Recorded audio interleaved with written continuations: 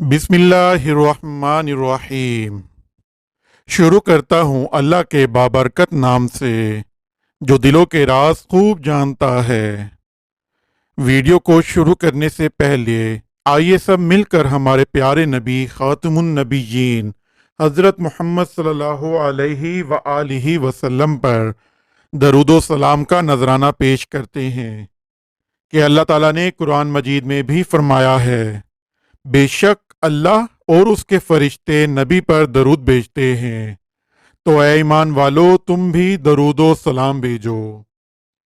اللہم صلی علی سیدنا و مولانا محمد وعلی آل سیدنا و مولانا محمد وبارک وسلم۔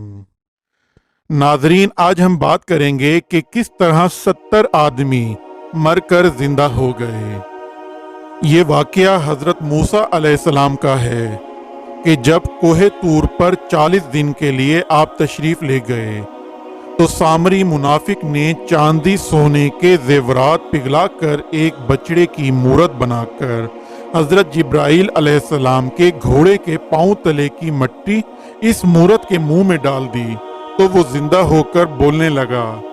پھر سامری نے مجمع عام میں یہ تقریر شروع کر دی کہ اے بنی اسرائیل، حضرت موسیٰ علیہ السلام خدا سے باتیں کرنے کے لیے کوہ طور پر تشریف لے گئے ہیں، لیکن خدا تو خود ہم لوگوں کے پاس آ گیا ہے، اور بچھڑے کی طرف اشارہ کر کے بولا کہ یہی خدا ہے۔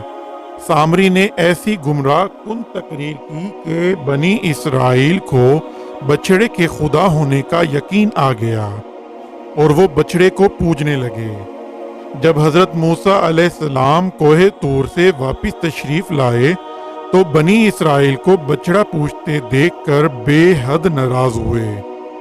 پھر غضب و جلال میں آ کر اس بچڑے کو توڑ پھوڑ کر برباد کر دیا۔ پھر اللہ تعالیٰ کا یہ حکم نازل ہوا کہ جن لوگوں نے بچڑے کی پرستش نہیں کی وہ لوگ بچڑا پوجنے والوں کو قتل کریں۔ چنانچہ 70,000 بچڑے کی پوجا کرنے والے قتل ہو گئے۔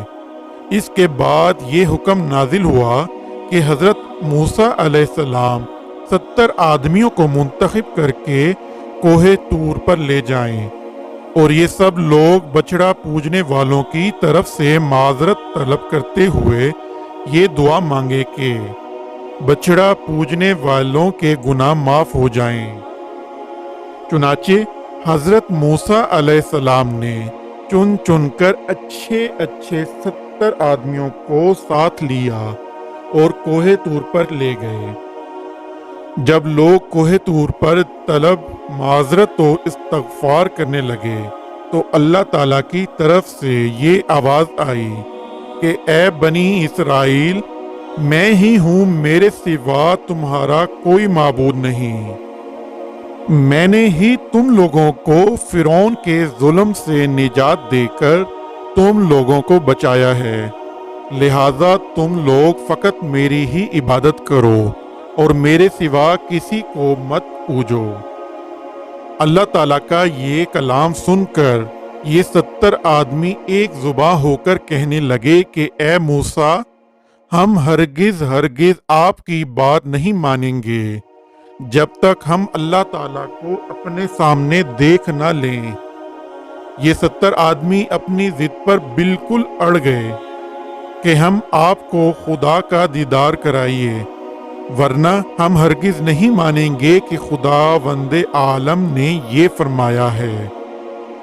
حضرت موسیٰ علیہ السلام نے ان لوگوں کو بہت سمجھایا، مگر یہ شریر و سرکش لوگ اپنے مطالبہ پر اڑے رہے، یہاں تک کہ اللہ تعالیٰ نے اپنے غضب و جلال کا اظہار اس طرح فرمایا کہ ایک فرشتہ آیا اور اس نے ایک ایسی خوفناک چیخ ماری کہ خوف و ہراس سے لوگوں کے دل پھٹ گئے اور یہ 70 آدمی مر گئے۔ پھر حضرت موسیٰ علیہ السلام نے اللہ تعالیٰ سے کچھ گفتگو کی اور ان لوگوں کے لیے زندہ ہو جانے کی دعا مانگی تو یہ لوگ زندہ ہو گئے۔ قرآن مجید میں ہے، اللہ تعالیٰ ارشاد فرماتا ہے اور جب تم نے کہا اے موسیٰ ہم ہرگز تمہارا یقین نہ لائیں گے جب تک علانیہ خدا کو نہ دیکھ لیں، تو تمہیں کڑک نے آ لیا اور تم دیکھ رہے تھے، پھر مرے پیچھے ہم نے تمہیں زندہ کیا کہ کہیں تم احسان مانو۔ ناظرین، اس واقعے سے یہ سبق ملتا ہے کہ اپنے پیغمبر کی بات نہ مان کر اپنی ضد پر اڑے رہنا بڑی ہی خطرناک بات ہے۔ پھر ان 70 آدمیوں کا مر کر زندہ ہو جانا، یہ اللہ تعالیٰ کی قدرت کاملہ کا اظہار و اعلان ہے، تاکہ لوگ ایمان رکھیں کہ اللہ تعالیٰ قیامت کے دن سب مرے ہوئے انسانوں کو دوبارہ زندہ فرمائے گا۔ اس واقعے سے یہ بھی معلوم ہوا کہ حضرت موسیٰ علیہ السلام کی شریعت کا قانون یہ تھا کہ گناہ شرک کرنے والوں کو قتل کر دیا جائے، پھر قوم کے نیک لوگ ان کے لیے طلب معذرت اور دعائے مغفرت کریں، تب ان شرک کرنے والوں کی توبہ قبول ہوتی تھی۔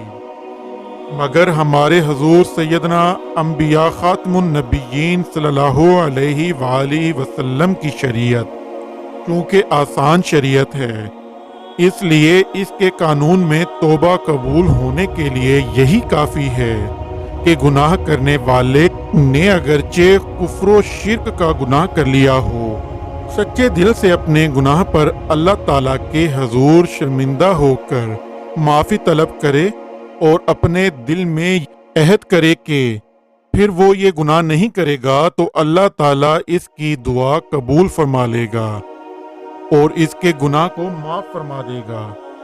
توبہ قبول ہونے کے لیے گناہ کرنے والوں کو قتل نہیں کیا جائے گا۔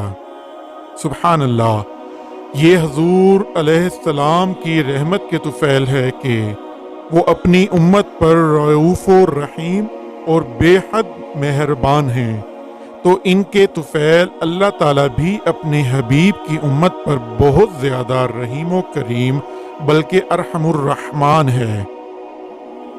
ناظرین، اسی دعا کے ساتھ اپنی ویڈیو کا اختتام کرتے ہیں کہ اللہ ہمیں سیدھا راستہ دکھائے، ہم پر اپنا رحم فرمائے اور ہمارے والدین کا سایہ ہمیشہ ہم پر سلامت رکھے۔ آمین۔ اللہ حافظ۔